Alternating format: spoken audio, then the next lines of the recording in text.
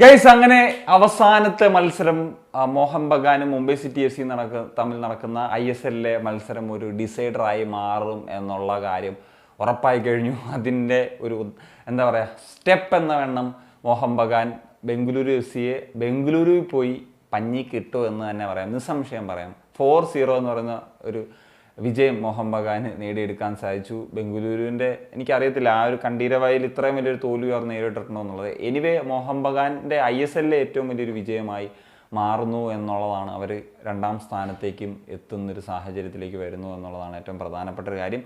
അതുപോലെ തന്നെ മറ്റൊരു കാര്യമാണ്, ബംഗളൂരു എഫ് സി 10ാം സ്ഥാനത്താണ് ഇത്തവണ ISLൽ ഫിനിഷ് ചെയ്യപ്പെടുന്നത്. ഒരു സക്സസ്ഫുൾ ആയിട്ടുള്ളൊരു ക്ലബ്ബാണ്. സോ അവർക്ക് ഈ ഒരു സീസൺ അത്ര സക്സസ്ഫുൾ ആകുന്നില്ല എന്നുള്ളതാണ്. ഈ മത്സരത്തിലേക്ക് വരുമ്പോൾ 1-0 എന്ന് പറയുന്നൊരു നിലയിൽ നിൽക്കുന്ന സമയത്ത് അവർക്ക് തിരിച്ചു വരാനുള്ള സാധ്യതകളുണ്ടായിരുന്നു.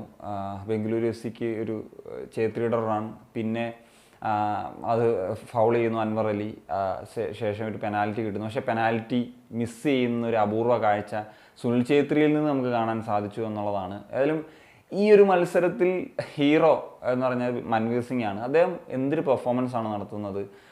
മോഹൻ ബഗാൻ എസ്പെഷ്യലി ഹബാസിൻ്റെ അണ്ടറിൽ മൻവീർ സിംഗിൻ്റെ പെർഫോമൻസ് വാസ് തീപ്പൊരി എന്ന് തന്നെ പറയേണ്ടിയിരിക്കും.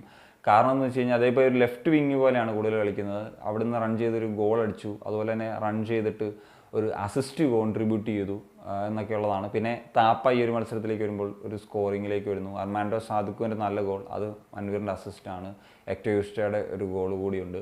സോ ഇതൊക്കെ എന്താ പറയുക, ഒരു മോഹൻ ബഗാൻ ഒരു 4-0 നിലയിൽ അവർ ഒരു സ്റ്റേറ്റ്മെൻറ്റാണ് കൊടുക്കുന്നത്. എനിവേ ഇനി അടുത്ത മത്സരത്തിൽ മുംബൈ സിറ്റി എഫ് സിക്കെതിരെ വിജയം തന്നെ വേണം. ഒരു ഡ്രോ ആയി കഴിഞ്ഞാൽ മുംബൈ സിറ്റി എഫ് സി ചാമ്പ്യന്മാരാകും. വിജയം തന്നെ വേണം മോഹൻ ബഗാൻ ഈ പറഞ്ഞതുപോലെ ആ ഒരു അവരുടെ first ever shield ISL shield എന്ന് പറയുന്നൊരു ലെവലിലേക്ക് എത്തണമെങ്കിൽ.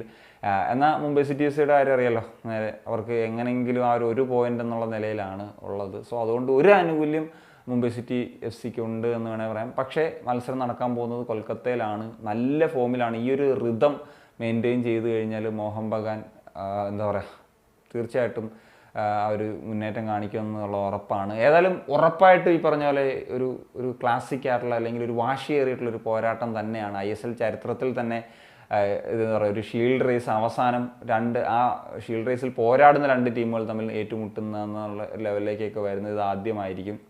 ഒരു ഫൈനൽ, മറ്റ് പ്ലേ ഓഫ് സ്റ്റേജിലേക്ക് വരുന്നതിന് മുമ്പുള്ളൊരു ഫൈനൽ എന്നുള്ള നിലയിൽ തന്നെ നമുക്ക് എടുക്കാം. ഏതായാലും ബംഗളൂരു എഫ് സിയുടെ കാര്യം പറയുമ്പോഴത്തേക്കും ഛേത്രി ഒരു പക്ഷേ ഈ ഒരു അടുത്തൊരു സീസണിൽ ചിലപ്പം ഒരു പ്ലെയർ എന്ന നിലയിൽ ഉണ്ടാകില്ല എന്നുള്ള റൂമറുകൾ വരെ ഈ ഒരു മത്സരത്തിൻ്റെ ഒരു തോൽവിക്ക് ശേഷം വാർത്തകളൊക്കെ ആയിട്ട് പുറത്തു വരുന്നുണ്ട്. ഏതായാലും അതിൻ്റെ ഒരു മറ്റു കാര്യങ്ങളിലേക്കൊക്കെ പോകുമ്പോൾ പറയാം.